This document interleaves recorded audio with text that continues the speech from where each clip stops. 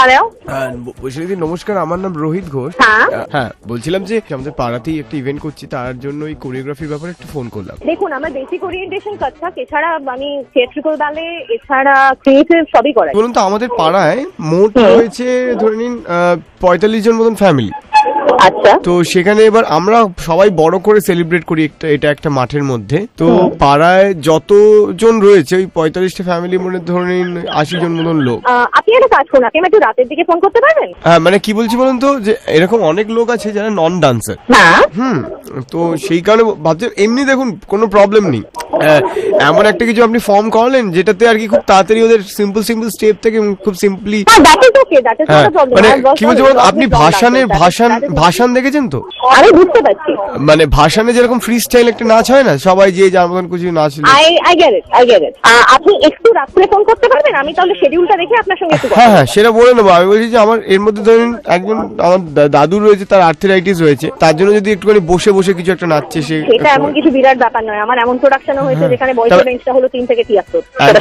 তারপর ঠাকুমা রয়েছে, তার একটু প্যারালাইজ রয়েছে, সেরিব্রাল অ্যাটাকের জন্য হয়ে গেছে, তিনি হুইল চেয়ারে বসে নাচলেন। আমি বুঝতে পারছি, আপনি আমাকে একটু রাতে ফোন করুন, ইজিয়ার ফর মি। আচ্ছা, মেয়েদের জন্য কোনো হট ডান্স যদি আপনি একটু রেডি করে দেন। সবই বুঝতে পারছি, বলছি তো আপনি একটু রাতের দিকে ফোন করুন, ইজিয়ার ফর মি। রাতের দিকে আপনি এরকম ভাবে আমাকে বলছেন কেন? 9টা 9:30 দিকে ফোন করুন। ও আচ্ছা, না আমি খারাপ ভেবে ফেলেছি। মানে আমাকে কোনো মহিলা রাতের দিকে ফোন করতে আজ পর্যন্ত বলেনি তো। হ্যাঁ, মানে হঠাৎ আপনি এসব, মানে হঠাৎ এই ধরনের কথাবার্তা কেন? আমি বলছি আমার ভাল লাগলো, মানে একেবারে শুরুতেই তো এই ধরনের কথা বলা যায় না। মানে আপনাকে ফোন নাম্বারটা কে দিয়েছে বললেন, আরেকবার বলুন। আমাকে শুভ দিয়েছে। অ্যাকচুয়ালি কি বলুন তো, আমার এই গোটা ইভেন্টটা করা সত্যি কথা বলতে আপনার সাথে দেখা করার জন্য। তো আমি এই ইভেন্টটা করব না। আপনি কি এমনি সিঙ্গেল এখন? আপনি আপাতত ফোনটা রাখুন, আমার পার্সোনাল ডিটেইলস তো আমি আপনাকে দেব না, আপনি আপাতত ফোনটা রাখুন। মানে আমরা একসাথে সালসাও করতে পারি। এটা আমি বুঝে নেব, আপনি আপাতত ফোনটা রাখুন। হ্যাঁ বলুন। হ্যাঁ নমস্কার, আমি একটু বৈশালীদির সাথে কথা বলতাম, প্লিজ ওনাকে একটু ফোনটা দেবেন। হ্যাঁ কেন? আপনি কি আবির বলছেন? আমি তোমার দাদু বলছি। কে বলছো, কে নাম বলো আগে। আমাকে একটু বৈশালীদিকে ফোনটা দিন। দেবো না, প্লিজ। নেবে তুমি?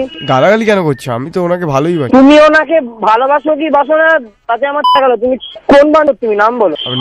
আমার নাম রোহিত ঘোষ, বললাম তো। আমি গালাগালি করছো কেন তুমি? এই নাম্বারে আর যেন কোনো ফোন না আসে। তোমার কি সম্পর্ক বৈশালীদির সাথে? তোমার বাবার কি জেনে? কি আমার বাবা তুলছো কেন তুমি? শোনো, আমি তোমার কোনো খারাপ কথা বলেছি? শোনো, বলো। চাইলে তোমার বাবা না গোষ্ঠী উদ্ধার করে দেবো আমি। জানো তুমি আমি কে? তুমি কিছু পারবে না এসব। সামনে আয় না ছেলে। তুমি তো আমার দাদু হও, গালাগালি ছাড়া কিছু করতে হবে? সামনে কি বলছো? বৈশালীদিকে ফোনটা দাও, তোমার সাথে কথা বলতে ভালো লাগছে।